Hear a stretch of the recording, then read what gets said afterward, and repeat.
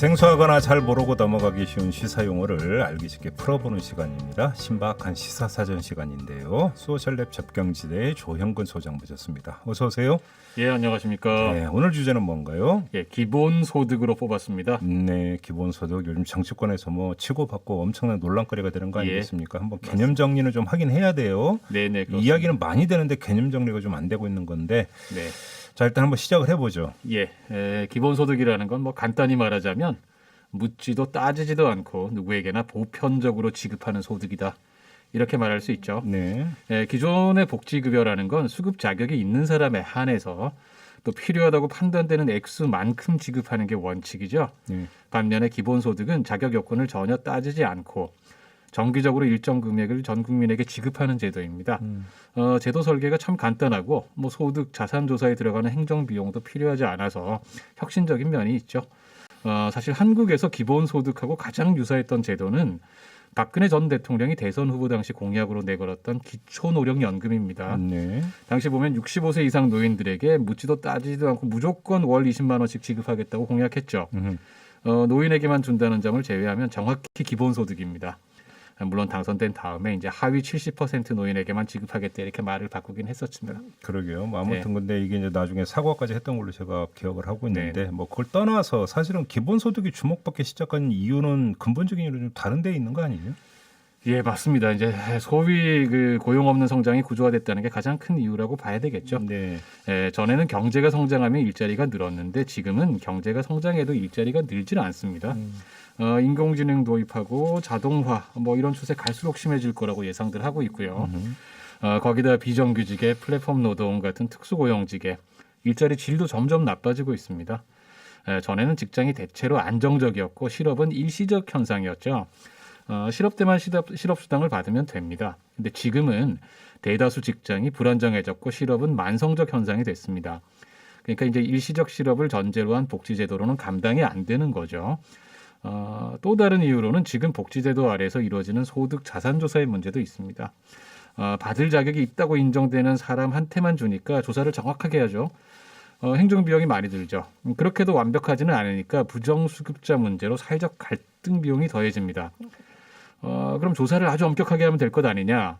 그런데 이제 자격 심사를 강화할수록 수급자는 자격이 있다는 걸 증명하기가 어렵고 자신의 처지를 적나라하게 드러내야 하는데요.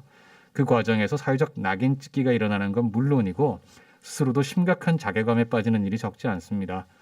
선진 복지국가들 사례 연구들을 보면 정당한 수급 자격이 있어도 이런 심사 과정에서 곧잘 심각한 심리적 상처를 입거든요. 이 자체가 또 심각한 사회 문제가 됩니다.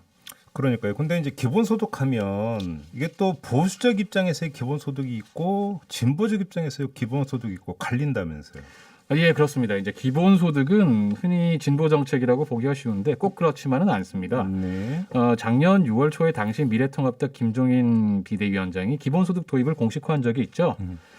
당시 당내 반발 때문에 철회하고 대신 청년에 한해서 기본수당을 도입하자 이렇게 후퇴하기는 했습니다. 당시 기사들 보면 미래통합당 안에서도 전에는 기본소득 얘기를 하면 무슨 사회주의냐 그러니까요. 이런 취급을 받았는데 요즘에는 이 고용 창출도 안 되는 시대에 기본소득이 불가피한 것 아니냐 뭐 이런 분위기도 있다고 합니다. 보수 버전 기본소득론의 핵심은 비용 절감에 있다 이렇게 보시면 될 것 같습니다. 기존 복지는 종류가 워낙 많고 자격심사에 비용이 많이 들죠. 네. 낭비가 많다는 겁니다. 통합할 수 있는 건 다 통합해서 기본소득 하나로만 주면 같은 돈으로도 효과가 더 높아진다. 이런 발상이죠. 그러니까 뭐 장애수당이 있고 아동수당이 있고 노령연금 있는데 이런 것들을 그냥 기본소득으로 한꺼번에 모아버리자. 가능한 건 다 통합한다. 이렇게. 예. 그러면 그 진보 버전은 어떤 건가요? 거칠게 말하면 기존 복지제도들을 밑바탕에 그대로 두고 기본소득을 새로 추가한다. 이렇게 보시면 될 것 같습니다. 네. 기존 복지제도라는 게 크게 두 가지 틀로 구별이 됩니다. 우선 도움이 필요한 사람들에게 급여를 주는 사회 구조가 있죠. 네. 뭐 기초생계급여라든지 장애인 수당, 아동수당 같은 것들이고요. 한편 당사자들하고 국가가 조합을 구성해서 미래 위험에 대비하는 사회 보험도 있습니다. 이건 이제 내가 낸 보험료 갖고 나중에 그렇죠. 타는 예, 거니까. 국가가 절반, 뭐 기업이 절반 이런 식으로 하는 거죠. 또 나머지는 매칭 펀드에서 예.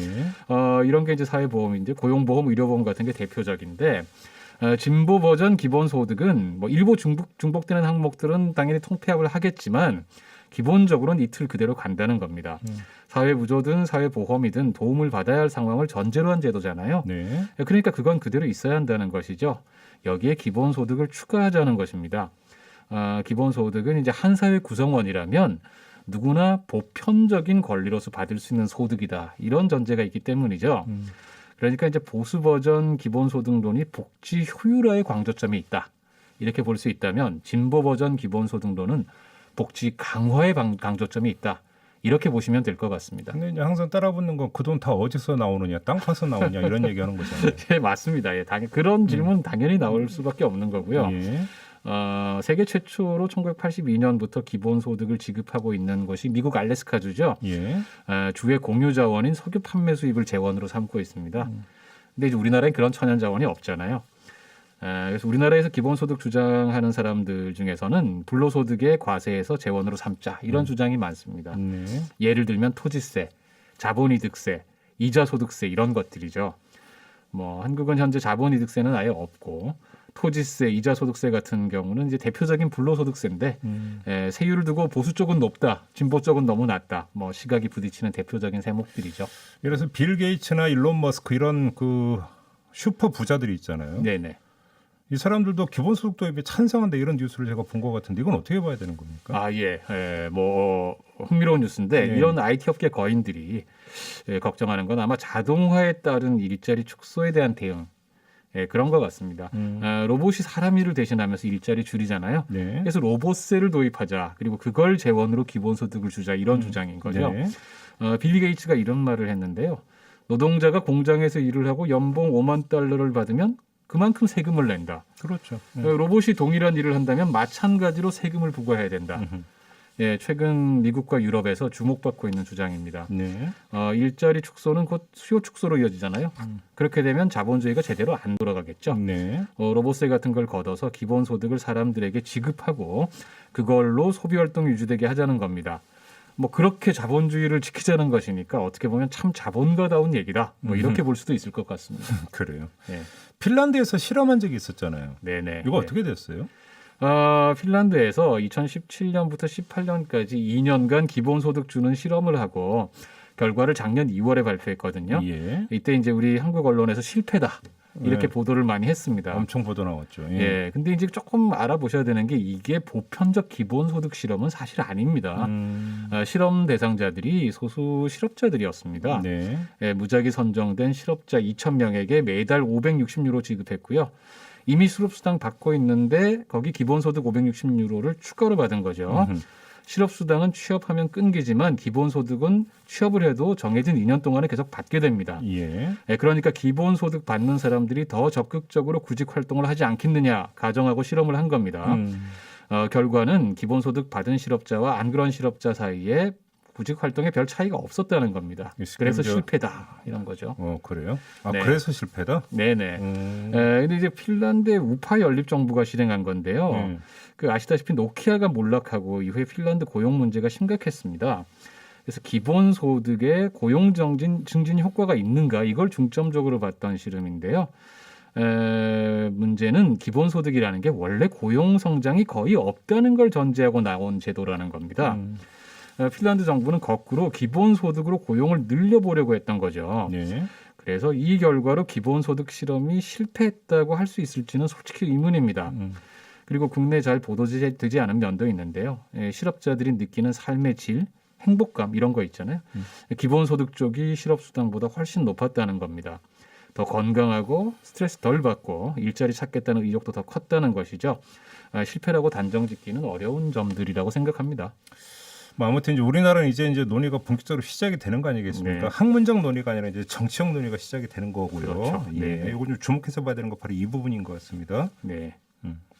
그 이제부터 논쟁이 시작이기 때문에 사실은 뭐 갈 길은 먼데요. 네.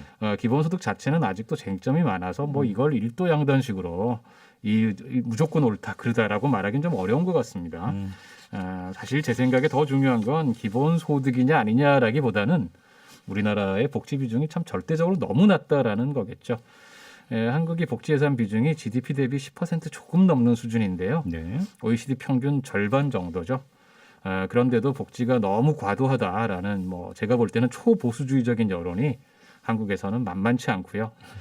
이런 면에서는 기본소득론도 단지 찬성이냐 반대냐로 접근하기보다는 복지 확장론의 하나로서 함께 논의할 필요가 있지 않나 이렇게 생각을 해봅니다. 알겠습니다. 자, 오늘은 기본소득에 대해서 한번 좀 알아보는 시간으로 꾸며봤습니다. 조형근 소장과 함께했습니다. 고맙습니다. 예, 고맙습니다.